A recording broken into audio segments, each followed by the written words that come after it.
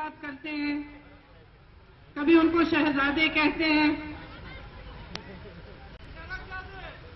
तो मेरे मन में ये बात आती है कि आपने तो प्रधानमंत्री बनने की आस रखी हुई है, आस बनाई है, लगाई हुई है, तो इस बचपने में क्यों पढ़ते हैं? उस पद की गरिमा को पहचानिए, जनता को बताइए महिलाओं के सशक्तिकरण के लिए क्या करने वाले हैं आप। विकास की बातें करते हैं, नौजवानों की रोजगार की बातें करते हैं, तो बताइए रोजगार कैसे दिलवाएंगे? जनता तो ये सब जानना चाहती है ना। तो अगर आप उनका घोषणा पत्र पढ़ेंगे, आधे घोषणा पत्र में तो कांग्रेस पार्टी के घोषणा पत्र से नकल की गई है, कुछ नया नहीं है उसमें।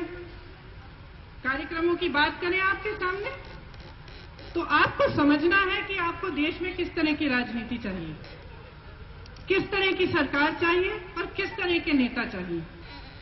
इस देश की एक महान संस्कृति है जिसे कांग्रेस पार्टी के नेताओं ने अपने जीवन के बलिदान कर कर उसको बचाया है।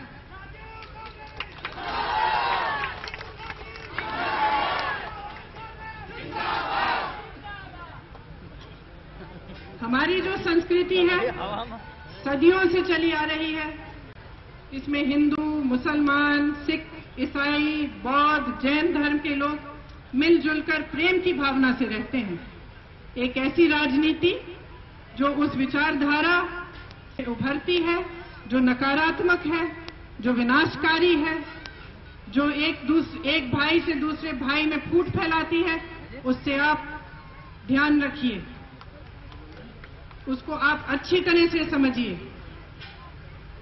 जब उनके नेता आपके सामने आते हैं, उनसे आप कहिए कि आप विकास के बारे में जानना चाहते हैं, क्या कार्यक्रम करेंगे आपके लिए, किस तरह से आगे बढ़ाएंगे आपको।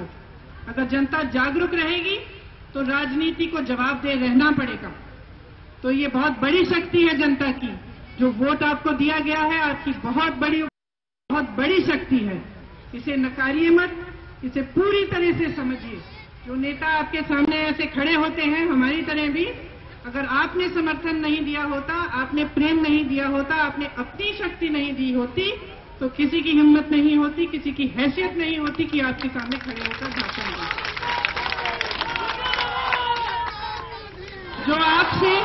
जो आपसे संपर्क करे, जो आपसे बात करे, जो आपके सामने आकर राजनीति करे, उसके मन में, उसके दिल में आपके लिए पूरी तरह से पहले आदर होना चाहिए, जनता का आदर होना चाहिए और जनता की समझ की पहचान होनी चाहिए। जनता को गुमराह करने की कोशिश नहीं होनी चाहिए। तो ये सब बातें आप अच्छी तरह से समझें, अपने दिल में रखिए। इस बार सिर्फ राहुल जी को जिताने के लिए नहीं, सिर्फ अमेठी को सशक्त बनाने के लिए नहीं, अपना वोट अपने देश के लिए दीजिए, देश को मजबूत रखने के लिए, देश की संस्कृति को बनाए रखने के लिए दीजिए। आपका क्षेत्र हमेशा मिसाल बना है। आपका क्षेत्र एक मिसाल है। सही राजनीति किस तरह से होती है, आपके क्षेत्र से आवाज उठनी चाहिए, यहां से आवाज उठनी चाहिए कि हमें एक स्वच्छ राजनीति चाहिए, एक ऐसी राजनीति जो विकास के कार्य करे, जो हमारी समस्याओं को समझे, हमारे दुख दर्दों को सुलझाने के लिए ईमानदारी से जी जान से काम करे। तो ये उम्मीद रख के आई हूं। राहुल जी ने भेजा है क्योंकि देश भर में भ्रमण करना पड़ता है उनको इस समय।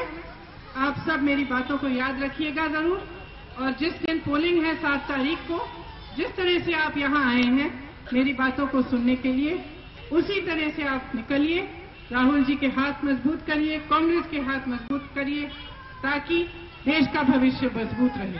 आप सबको बहुत बहुत धन्यवाद। जय हिंद।